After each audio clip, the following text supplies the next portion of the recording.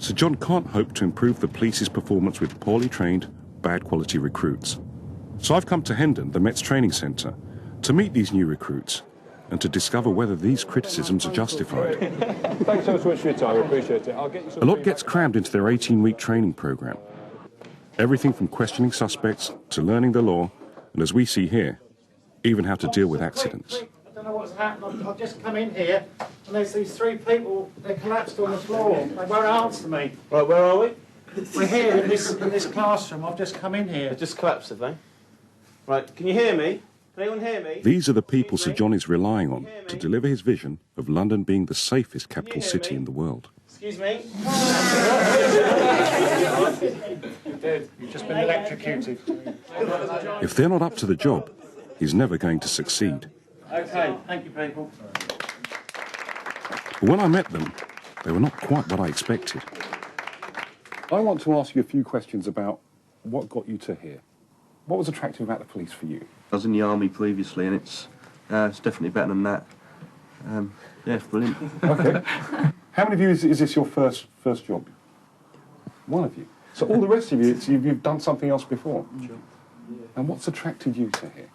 The big thing for me, at the time I was thinking of a career that I wanted to do, and I saw kept noticing the Could You Police advert, the advertising campaign. All right, okay. And they had the celebrities sitting in the chair talking about something not very nice and saying they wouldn't be able to handle the situation, and they left it, could you? And then I thought, well, yeah, I probably could, so that's probably what did it for me, really. What's the sort of changes that you've seen or experienced with the Met Police? What are the big positive things you've seen? The police have come on to respect racial issues a lot more than previous years, sexual discrimination, things like that. And also, I think, I can't speak for everyone, but on a general opinion, I think policing has been just opened up. What do you think one of the reasons that the Met Police have changed so much? Society has demanded it. Society did not want a police force that stood still. Yes. And we must continue on and on changing. And that is a big problem because some police officers don't like change. We all get a bit rooted, I like it this way, and you get a bit stuck in it. And, you know, it's something about police that you need to try and think, no, for whether it be a small reason or a large reason, the police need to change for the better.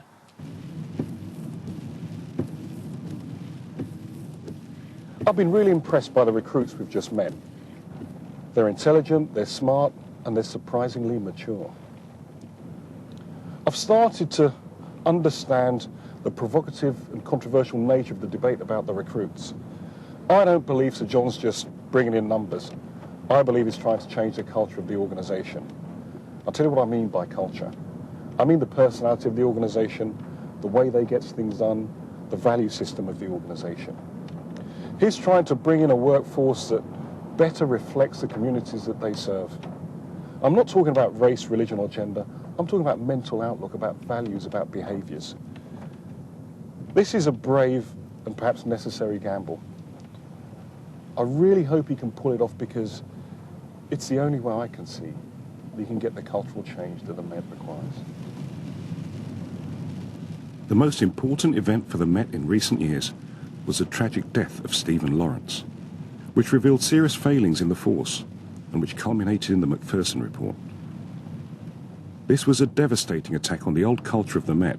We must also involve ourselves. And Sir John's constant message to his troops is they've got to accept change. We've become, without any doubt at all, a more inclusive organisation. And yes, the Macpherson recommendations have helped in that. Family liaison officers, independent advisory groups, gay, lesbian, bisexual and transgender groups are all now part of the way we police London, and not before time either.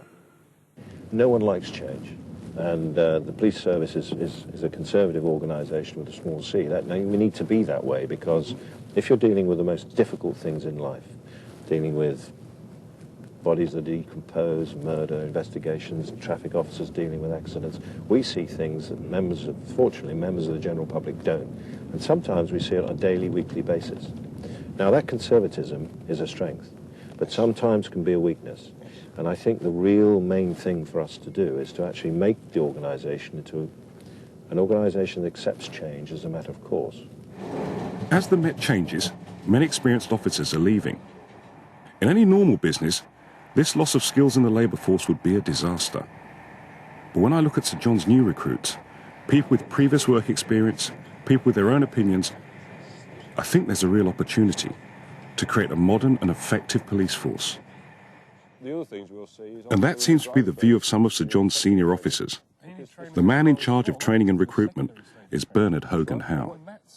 If many experienced officers are going out the back and we've got loads coming in, is there an opportunity to get rid of some of the baggage and some of the sacred cows? I certainly think what you've got is at that rate of growth, you've got a whole new group of people. And in the same way that you can pose the argument one way and say, well, that's an awful lot of inexperienced people. Yes. Yeah, it is, but there's an awful lot of people there who are prepared to change, are prepared to try new things.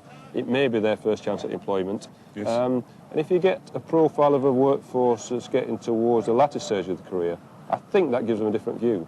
So we've got a great opportunity in an organisation that's growing and changing to do something different and to have a group of people there who will help us. But there is a risk. In some boroughs, more than 40% of officers have less than 18 months service. This could result in a serious drop in performance, the exact opposite of what Sir John needs to achieve.